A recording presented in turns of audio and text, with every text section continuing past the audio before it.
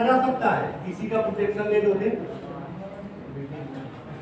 इसका इधर प्रोटेक्शन ले लिए तो ये इंड रिंग की मोटाई कुछ बनाया जा सकता है। इसी रिंग को हमने क्या कर दिया, ऐसे, ठीक है ना। ये जो चीज थी, ठीक, ये ऐसे थी रिंग, इसको हमने रिंग को ऐसे रख दिया, मोटाई दिखाई देगी। तो इसका मतलब जो होल्स है, जो होल्स इस तरह है, ऐसे होंगे। ये सारे होल्स सब किससे आएंगे, ऐसे हो गए ना। फ्रंट में अभी जो होल्स इस तरह दिखाई दे रहे थे, अब वो कैसे दिखाई देंगे, रेक्टेंगल दिखाई देंगे। इधर हो गए ना सर, पहले रिंग के साथ ऐसे अटैच थे सारे होल्स, रिंग को हम ऐसे किए तो होल्स किधर हो गए, इस डायरेक्शन में हो गए ना, ऐसे ऐसे। तो जब इस तरह देखते हैं तो ये होल्स जो है वो टेपर दिखाई देते हैं। कैसे दिखाई देते हैं, आई बात समझ में। यही सॉलिड कंडक्टर को क्या करते हैं, रिवेटिंग का काम करवाते हैं। सॉलिड कंडक्टर जब इसमें जाता है तो रिवेट की तरफ फिक्स हो जाता है। अब सोचो कि कोई कंडक्टर है, बार कंडक्टर, ध्यान देना वैसे, कोई बार कंडक्टर है, ठीक है। इसकी डायामीटर बार कंडक्टर की मान लो कि कोई बार कंडक्टर तो सर्कुलर होगा, ठीक है। इसकी जो डायामीटर है डी, जो इसकी डायामीटर डी है, उतना ये भी दूरी होती है, कितनी डी होती है, ये भी क्या होता है, डी होता है। तो बार कंडक्टर को अगर इसमें हम रखेंगे तो इस तरह यहाँ गैपिंग बचेगी ना। तो हम क्या करते हैं, इसी बार कंडक्टर को बाद में हीट करके और इसे प्रेशर मशीन से दबा देते हैं। इतना हीट कर देते हैं कि मेल्टिंग की तरह हो जाए एकदम, ठीक है ना। मतलब कि प्लाज्मा के फॉर्म में इतना हीट करते हैं। जैसे उस फॉर्म में होता है, प्रेशर मशीन आती है, इसको यहाँ से प्रेस करती है, जैसे तो ये पूरा मटेरियल क्या होता है कि इसमें भर जाता है। कैसा फॉर्म ले लेता है, रेक्टेंगुलर फॉर्म, अरे इस तरह रिवेटिंग का फॉर्म ले लेता है, ऐसे करता है। सोचो कि अगर इधर भी ऐसे हो जाए और इधर भी ज्वाइंट हो गया, क्या बाहर निकाला जा सकता है रिंग को, निकलेगी नहीं। तो यही काम किया जाता है बार कंडक्टर फिक्स करके। तो जो बार कंडक्टर होते हैं वो बाद में इसको रिंग को अगर काट कर निकाला जाए तो बार कंडक्टर जो होते हैं वो लास्ट में उनका शेप ऐसे मिलता है, ऐसे करके शेप मिलता है, हो ही जाएंगे। अगर पूरे इधर से भी प्रेस कर दिया गया इधर से तो ऐसे हो जाएंगे नहीं। तो आपको याद रखिएगा कि जब अगर हम इधर से सर्कल को देख रहे हैं तो ये वाली सर्किल हमको फॉर्म दिखेगी और दूसरी वाली भी सर्किल क्या दिखेगी। तो इसमें कितनी सर्किलें दिखेंगी, दो दिखनी चाहिए ना, आउटर सर्किल और इंटरनल सर्किल, दो इसमें सर्किल दिखनी चाहिए। लेकिन अगर इसी में बार कंडक्टर रख दिए, बार कंडक्टर, तो क्या ये छोटी सर्कल को दिखने देगा, नहीं दिखने देगा ना। इसका मतलब कि अगर हम इसको इधर से देखें तो एक सर्कल तो हमको ये पूरा दिखाई देगा और दूसरा वाला जो सर्कल है वो डॉटेड है, दिखाई देगा कि नहीं। इसका मतलब ये है कि इस रिंग को जब हम बनाएंगे बार कंडक्टर रखकर तो यहाँ एक नहीं दो सर्किलें आएंगी, दोनों के डायमीटर दिया होगा। कितनी सर्किलें आएगी, दो। बाहरी वाली जो सर्कल होगी वो क्या होगी, फर्म होगी, और अंदर वाली जो सर्किल होगी वो क्या होगी, डॉटेड होगी। अब अगर मैं कहूँ कि एक्चुअली में बार कंडक्टर की जो डायमीटर है, एक्चुअल में जो बार कंडक्टर है उसकी डायमीटर बड़ी वाली सर्कल होगी कि छोटी वाली, छोटी वाली। यानी छोटी वाली जो सर्कल है वो किसको डिनोट करेगा, बार कंडक्टर। आई समझ में आया, वो बार कंडक्टर के डायमीटर को प्रदर्शित करेगा वहां कि बार कंडक्टर की मोटाई इतनी है, ठीक है। और बड़ा वाला जो सर्कल रहेगा वो किसको डिफाइन करेगा, रिवेटिंग, ये रिवेटिंग की गई, ठीक है ना। यानी उस जो बार कंडक्टर है रिवेट की तरह हो जाता है। और रिवेट में हमेशा दो पोर्शन होते हैं, एक हेड होता है, एक बैक होता है। जो हेड सामने का होता है वो चौड़ा होता है, बैक वाला सिरा वो होता है जिसको रिवेटिंग किया गया, यानी जो रॉड होती है वो पीछे वाली सर्किल होती है, आगे का हेड जो होता है वो हमेशा पीछे वाले जो रॉड है उससे उसकी डायमीटर ज्यादा रखी जाती है। जैसे पुल वगैरह में क्या करते हैं, रिवेटिंग करते हैं, नट बोल्ट नहीं लगाया जाता है पुल में, नट बोल्ट लगाते हैं तो आप वेल्डिंग कर देते हैं। मैं पता चला आज पुल खड़ा करके गए, कल पुले गए, आज देखे कोई लोहा नहीं दिख रहा है, रात में सब खोल कर लेकर चले गए, एक गले पुल। तो इसीलिए पुलों में क्या कर दिया जाता है, रिवेटिंग किया जाता है। इससे एक्सीडेंट नहीं हो सकता रिवेटिंग करने से। जो आप शास्त्री ब्रिज बना है ना, कभी शास्त्री ब्रिज के बगल वाला जो रेलवे का पुल बना है, कभी आप सफर करना तो ध्यान देना, रिवेटिंग है ना, वो सब क्या है, रिवेटिंग है। नट बोल्ट नहीं लगे, दोनों साइड से करके प्रेशर मशीन से दबा देते हैं। अब उस पुल को अगर खोलना है तो आपके पास कम से कम एक ग्राइंडर होना चाहिए काटने के लिए, उसके सिवा आप उसे खोल ही नहीं सकते। या तो वेल्डिंग हैवी मशीन लेकर जाओगे तभी खोल सकते, नहीं तो नहीं खोल सकते। तो पुल ऐसे ही बनाया जाता है, जैसे नैनी वाला हो गया, पुराना वाला जो पुल है आता है तो देखने को मिलता है रेलवे से, उसमें देखना जो हेड दिखाई देते हैं सब रिवेट होते हैं, ठीक है। तो पुलों में क्या यूज किया जाता है, रिवेटिंग। नट बोल्ट वही यूज किया जा सकता है, अगर करते भी है तो आप वेल्डिंग करके नट को फिक्स कर देते हैं, खोलोगे तो खुलेगा नहीं हो, उसे आप खोल ही नहीं पाओगे। दोनों चीजें हो सकती हैं, एक्सीडेंट हो सकते हैं। चलो एक पार्ट हो गया ये, चलो एक पार्ट हो गया क्या, इंड्रिफ्ट। दूसरा पार्ट बार कंडक्टर, दो पार्ट हो गए। लास्ट तीसरा होता है स्टैंपिंग। लास्ट जो है इसका पार्ट क्या है, स्टैंपिंग है। स्टैंपिंग सेम ऐसे ही रहता है,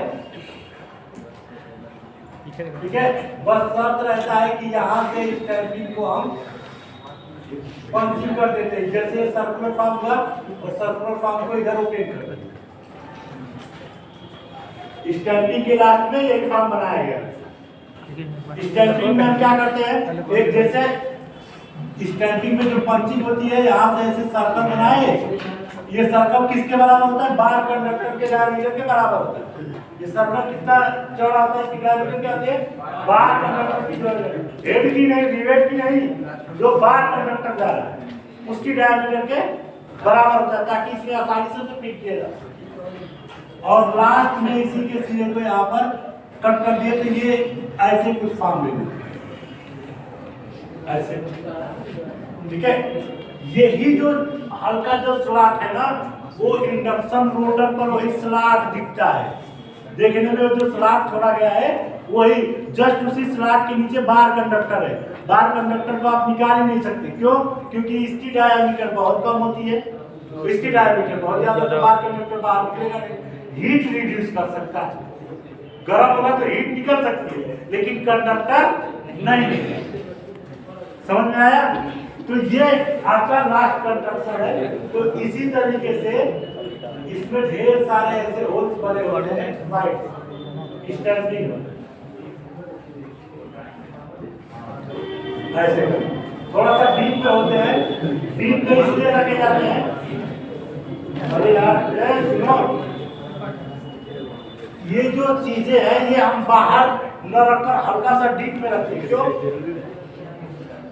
क्यों ऐसा करते हैं सर? वो घूमने का तो फिर बाहर जाएगा ना सर, बाहर न निकले ना, बाहर नहीं निकलेगा,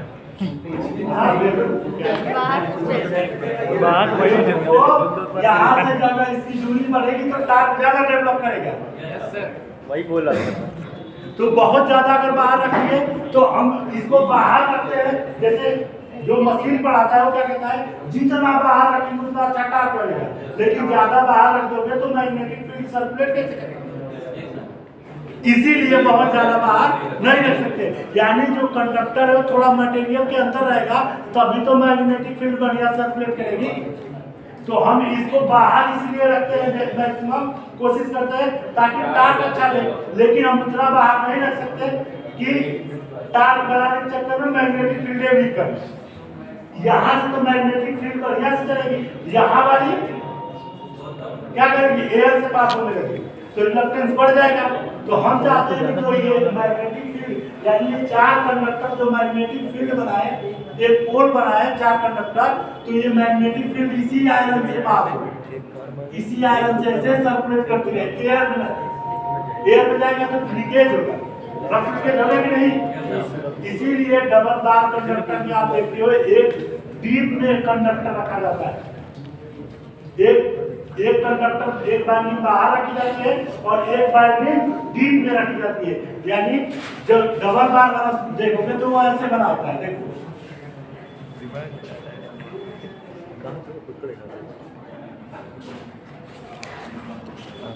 ऐसे स्लॉट देखे हो कभी? Yes sir. ये भी स्लॉट होते हैं, कहाँ पर? इंडक्शन मोटर में। ये होता है क्या? डबल वाइंडिंग वाला।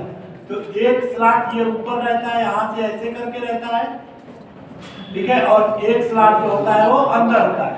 एक बाइंडिंग इसमें रखी जाती है और एक बाइंडिंग इसमें रखी जाती है, डबल बाइंडिंग। ये आगे इंडक्शन मोटर में आप लोग पढ़ोगे तो आप पढ़ोगे डबल बाइंडिंग के दो स्लॉट बने होते हैं, इसमें कम बाइंडिंग रखी जाती है और इसमें ज्यादा। ये स्टार्टिंग करने का काम करता है, करंट कंट्रोल करता है, ये टॉर्क प्रोड्यूस कराता है। डिस्टेंस सेंटर से ज्यादा तो ये बढ़िया टॉर्क, एक नंबर का, ठीक है ना। नट बोल्ट जब खोलते हो नट, तो बल्ब तो कंडक्टर बराबर फोर्स लगा रहा है, लेकिन टॉर्क कब जनरेट होगा? जितना डिस्टेंस बढ़ाओगे टॉर्क ज्यादा सेंटर पर लगेगा, लगेगा कि नहीं? आप भी देखते हो, अगर किसी नट को खोलना है, अगर ये हैंडल जितना बड़ा होगा कम बल लगा के खोल सकते हैं, और अगर रिंग जितना छोटा होगा ज्यादा बल लगाना पड़ेगा। तो इसीलिए कंडक्टर को जितना दूर रखेंगे शाफ्ट से, कम बल पर ही ज्यादा अच्छा टॉर्क लगाएगा। तो सारे मैकेनिकल फंडामेंटल भी लेकर चलो, इलेक्ट्रिकल पढ़ने में वही वोल्टेज। किसी चीज की डिजाइन इतनी आसानी से नहीं होती है, सारे फैक्टर को लेकर चलना पड़ता है। तो इसमें क्या होता है कि इसमें कितने स्टैंपिंग ध्यान रखना है,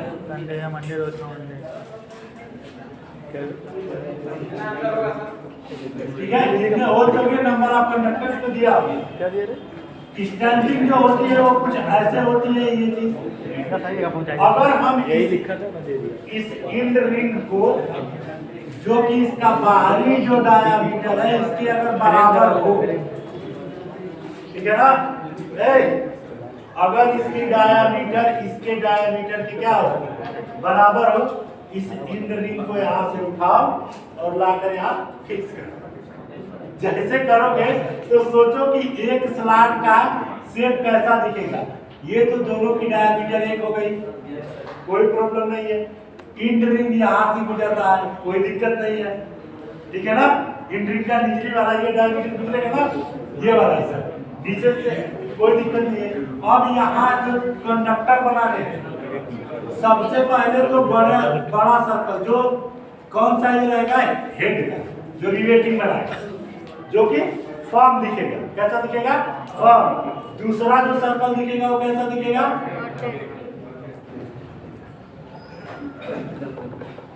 और एक कंट्रक्शन डॉटेड ये भी तो दिखेगा, जो कि पीछे ढक गया है। किसमें है वो? किसमें है? स्टैंपिंग में पीछे, वो भी तो कंट्रक्शन था ना, जो अभी ढका है, इंड से ढक गया। तो शुरू में क्या करते हैं, इस तरह की ढेर सारी स्टैंपिंग ऐसे लगाकर इंड रिंग से दोनों साइड से, पहले उसमें बार कंडक्टर लगा देते हैं स्टैंपिंग, उसके बाद इंड रिंग लगा देते हैं। उसके बाद क्या करते हैं, एक एक कंडक्टर को दोनों साइड हीट करके प्रेशर से मशीन से फिक्स करना शुरू कर देते हैं, तो पूरा इंडक्शन रोटर बन जाता है, ठीक है। बाकी ये पूरा मटेरियल कैसा रहता है? आयरन का, ठीक। अब इसी में क्या करोगे कि एक इंड रिंग लास्ट में रखी जाती है, कहाँ? एक सर्कुलर जो ये है, अगर हमारे पास एक रिंग ये हो ऐसी, सोचो एक रिंग ऐसी है, जैसे ये रिंग थी उसी तरह ये भी रिंग है, इसका डायमीटर कम है। डायमीटर कम होने का मतलब कि ये डायमीटर लगभग मैच कर रहा है इससे, ठीक है ना। इंटरनल डायमीटर मैच कर रहा है किससे? इसके जो स्टैंपिंग में डायमीटर, लेकिन एक्सटर्नल जो डायमीटर है वो इससे बड़ा है। इस रिंग को अगर उठाकर ऐसे फिक्स कर दिए यहाँ पर, तो यहाँ पर एक सर्कल और एक दूसरा सर्कल दिखाई देगा, और एक इंड रिंग लगाए बड़ा वाला, तो एक लाइन इसकी जाएगी, अब जो ब्लेडें लगती हैं इसी इंड रिंग पर चारों ब्लेडें यहाँ पर लग जाती हैं, इसी इंड रिंग पर चारों ब्लेडें लगती है। चार जो पंखे लगने हैं ना इसी पर ऐसे फिक्स होते हैं, 1 2 3 4। अब उनका कंस्ट्रक्शन जब हम देखेंगे तो कैसा था कंस्ट्रक्शन। शुरू में क्या दिखाई दे रहा था, स्क्वायर इधर दिखाई दे रहा था और इधर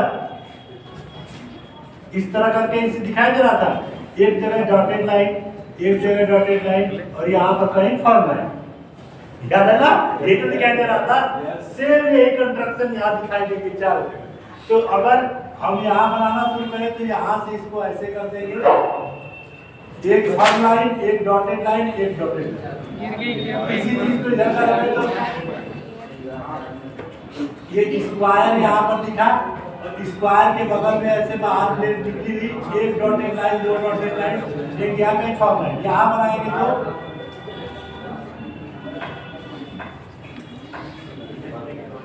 एक डॉटेड लाइन, एक डॉटेड लाइन, एक फॉर्म लाइन। अगर इसी चीज को यहाँ बनाए तो स्क्वायर, एक डॉटेड लाइन, दूसरी डॉटेड लाइन, एक फॉर्म लाइन। दिखा कुछ इसी तरह दिखाना है। तो जो ये कंस्ट्रक्शन हम बनाए, ये कंस्ट्रक्शन के बाद पूरा बनेगा, ठीक है ना। इस वाली रिंग में कौन सा कंस्ट्रक्शन दिखेगा, ये वाला। और इस वाली रिंग में कौन सा कंस्ट्रक्शन दिखेगा, ये। इसमें क्या करोगे कि बीच में क्या है, नट बोल्ट से कसा गया है। इस फाउंडेशन को किससे कसा गया है, नट बोल्ट से नहीं, रिवेट से कसा गया है, स्क्रू से। तो स्क्रू का सिंबल क्या बनाओगे, 45 डिग्री पर एक लाइन, स्क्रू हो गया ना, कर दिया गया। इसी तरह 45 एंगल पर एक लाइन, यहाँ जाओगे तो वर्टिकल हॉरिजॉन्टल के ठीक 45 एंगल पर एक लाइन, और इसको बनाओगे तो वर्टिकल और हॉरिजॉन्टल के ठीक 45 डिग्री पर। लंबेरा किस स्क्रू से कसा गया है,